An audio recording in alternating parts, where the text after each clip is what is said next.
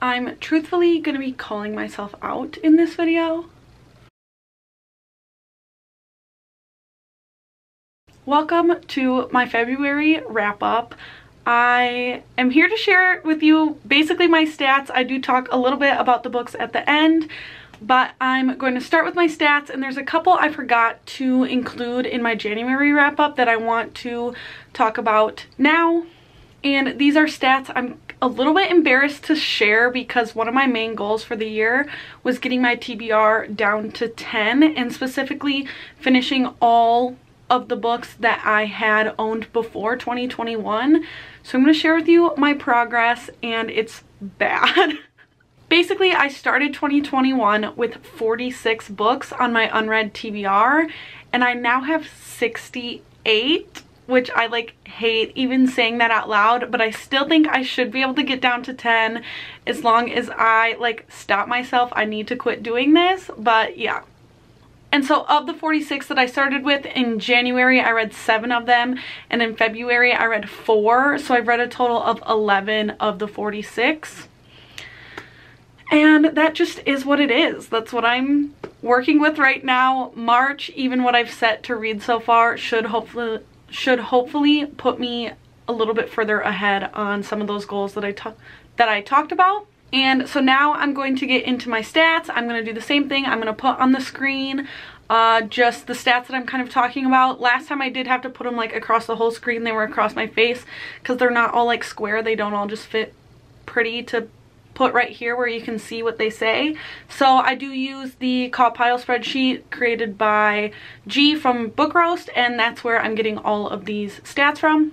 So firstly, I read about 54% physical books, which is good because that means that I'm reading books that I own, and ebooks are mostly all from Scribd or my library. And then I did do a little bit more than normal audiobook listening to, but you'll see one of the audiobooks I listened to this month was actually a DNF, so would you count that? I'm not sure. I also read over 50% romance books, and then just a bunch of other random ones that I just read one from, so this was a very romance heavy month, which feels good for February. And my length of books is looking about like it did in January as well, where my sweet spot is in the 350 to 400 page mark. And I would say that that's where I feel happy with the length of my books being, so that makes sense. Now you're gonna see my star ratings for the month, and I did not have a great star rating month. I honestly was starting to wonder if I even like things anymore, because I rated the majority of what I was reading 2 stars, and basically a 1 star is something if I found it problematic or absolutely hated it, and a 2 star is basically I didn't enjoy this, but it's not offensive, inherently bad, I just wasn't having a good time.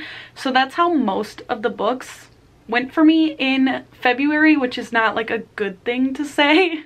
So I had 5 2 stars, 2 3 stars, 4 4 stars, and 1 5-star read. I guess I should have started by saying that I read 13 books in February, but here we are. I read 13 books in February. I read about 77% adult, and I'm fine with this graph. I would like young adult to maybe be just a touch more, if I maybe would have read 1 more young adult book. I just think they are, in some sense, a good palate cleanser and something I get through faster. Not that the amount of books I read in a month really matters, but I do feel good when I have just more books read in a month. By the way, I'm way ahead on my yearly goal. I set my yearly goal at 100, and I'm currently on track to hit 200. I'm not going to change that goal. I don't think I'm going to be able to maintain my pace all the way through the year, so I'm happy with keeping it at 100, but I'm way ahead right now. About 38% of the books I read in February had some sort of LGBTQ plus representation in them. And 30% of what I read was by a POC author, which I'm happy with this number. 30% is kind of where I'm hoping to be at, so I'm right at that. I could always do better, but I'm happy that I at least hit that 30%. And actually, 100% of the books that I read in February were written by women. 61.5% of what I read in February was from my owned TBR, and 38.5% was borrowed, which means the library or Scribd. And I had 1 reread in February. and my reread was actually what I ended up DNFing. So I'm going to start into my star ratings of everything. Per usual, I'm not going to talk at length about anything that was included in another video.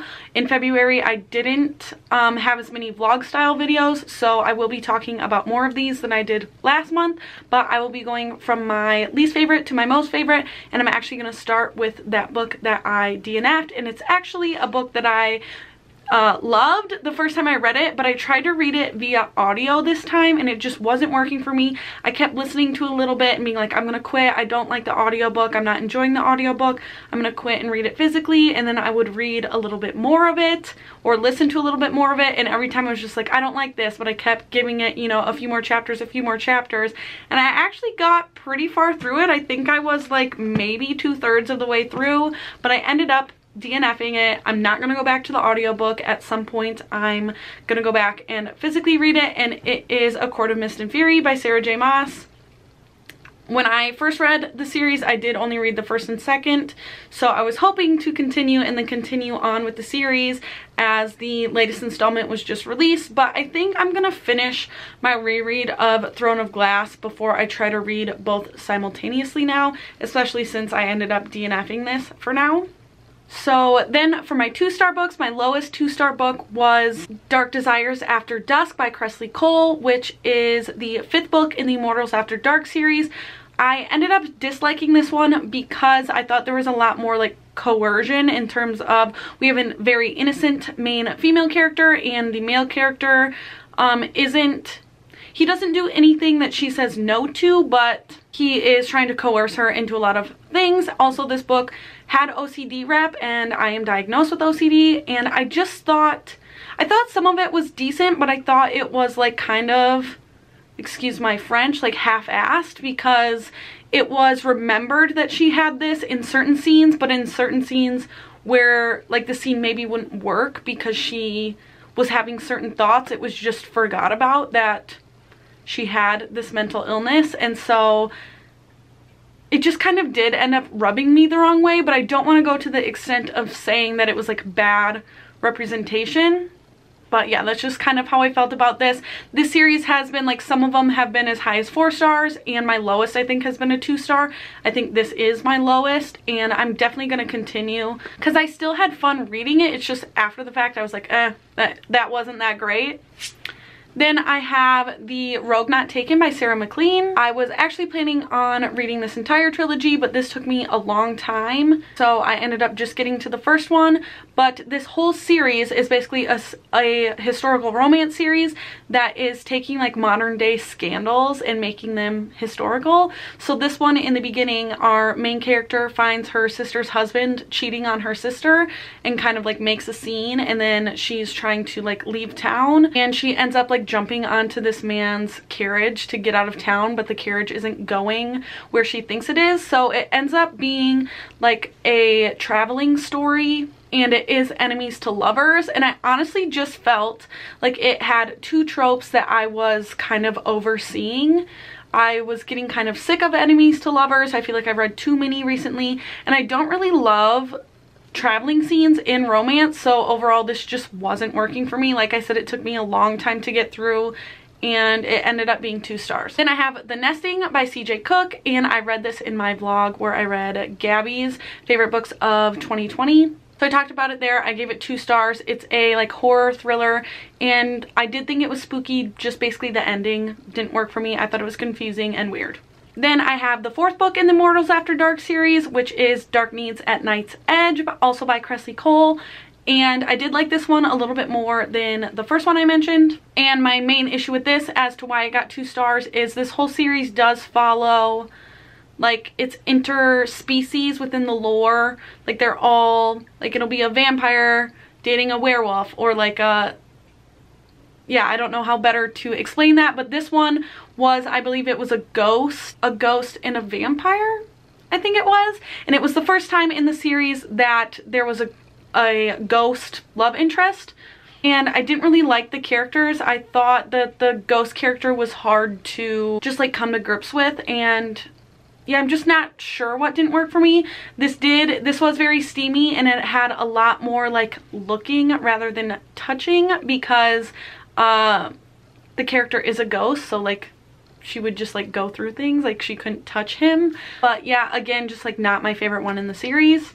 Then I have When No One Is Watching by Alyssa Cole as my last 2-star book. This was very close to a 3-star for me. This I definitely enjoyed throughout. I thought it was slow. I definitely think this is a thriller. I know there's been some discourse in the community about whether this is a thriller or not. I think it definitely is. And there were scenes in this book that really just like had me on edge, and this centers around like the topic of gentrification, and there's just a lot of things happening in our main character's neighborhood where people are coming and just like destroying things without any right. And what I ended up not enjoying about this, again, was the end. It turned into more like action movie than thriller for me, and that's just not something I really enjoy. And I think that's completely my fault or my preference, and not really something I can fault on the book, but it did just affect my enjoyment. So then for my 2 3-star books, I had Love Her or Lose Her by Tessa Bailey, which is the second book in the Fix Her Up series. I read this for my Reading Romance Sequels vlog, and this is a married couple romance, which I love. And they go to therapy in this book, like couples therapy, and they deal a lot with the 5 love languages, which is something I'm interested in.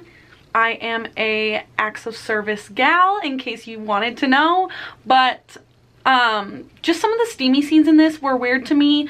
It is like it's a marriage in trouble, and they're still like so sexually attracted to each other, but they're like distanced otherwise. So I just thought the way some stuff played out was kind of weird to me. Then I have the 3rd book in the Immortals After Dark series, which is Wicked Deeds on a Winter's Night. This one I enjoyed much more. This one had a witch as a main character for the first time, and I thought the steamy scenes in this one were one of the best so far in the series. Now we have my 4-star books, first being Girl Gone Viral by Alicia Rai. This again was in my Reading Romance Sequels vlog. This is a bodyguard romance with a very protective like hero and a very selfless hero, which I just absolutely love that. And overall in this series, the first one is The Right Swipe. I have loved the family elements in both. And that is a very diverse series, as well as it's like the title of the series is Modern Love. So it very much centers around like a lot of online dating type stuff, and just like it's modern. Then I actually listened to Rafe by Rebecca Weatherspoon. I don't think I've talked about this at all, but I did enjoy that one. I love the domesticated man. It is like our main female character is a very successful woman in her career. I believe she's a doctor, and her nanny like up and leaves, and she ends up hiring Rafe, which is, it's called like a buff male nanny. And so he like on the onset basically moves into her house, but right away he's very upfront before he's even hired is like, I'm attracted to you. I like think I can do my job without this interfering, but like just to be straight up honest, like I'm very attracted to you. So he puts it out there like right away.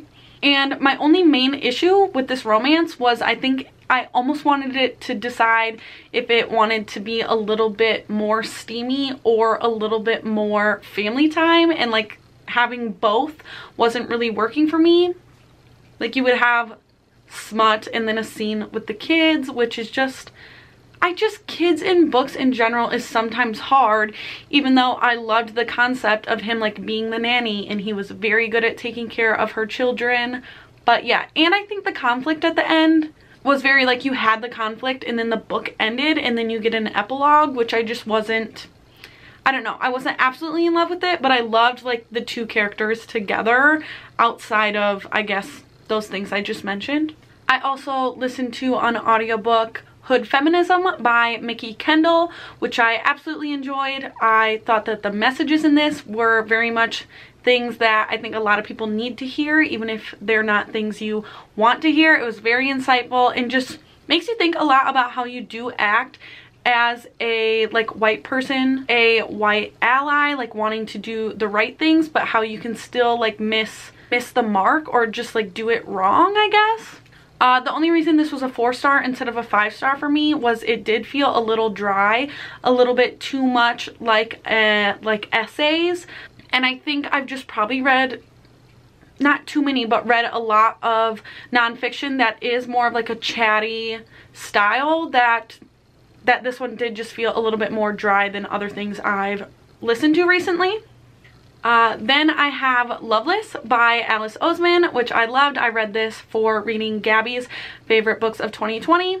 And this is a coming of age story. We're following our main character, Georgia, in her like final little bit of high school and then her first year of college as she's discovering her sexuality, and this has a sexual rep. She's basically just discovering what that even means, and she's meeting a lot of people that help her realize what some of the terms mean, or that some of her feelings she has, she's not the only one who feels that way. And this book has great friendships, and it was honestly like a lighthearted thing that I think if someone in their like early teens read this and were questioning some of the same things that the main character here is, that they would get a lot out of this. My only gripe with this is that it did have a lot to do with Shakespeare. They are like, her and her friends are putting on a Shakespeare play basically, and I'm not into Shakespeare at all, so some of it just felt like too much. Like every time there was a scene with the play, I was just like, I don't really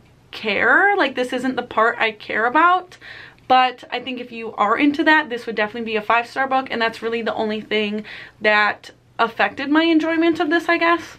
And then the last book, the only book I gave 5 stars, was actually a graphic novel, and it was Loveless volume, not Loveless.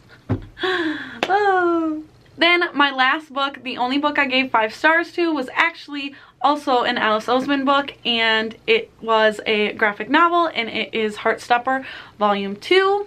I have enjoyed both of the volumes of this so much, and I'm purposefully making myself wait for Volume 3 just for a little bit. But yeah, if you want some light, fluffy, like good art, these are so fast. It is a male-male high school relationship, and it's just the cutest thing ever. Like there's no other way to describe this except that it's just so stinking cute. And if you haven't picked up Heartstopper yet, I would definitely highly recommend this series. But yeah, that's what was going on for me in the month of February. I'm excited to get into March. I've actually already started some of my March books. I think the angle probably just changed a little bit because my camera ran out of storage, so I do need to just wrap this up. But again, thank you so much for spending some time with me today. I hope you found some of this information intriguing in any way, but thanks for watching, and I will see you again very soon. Bye!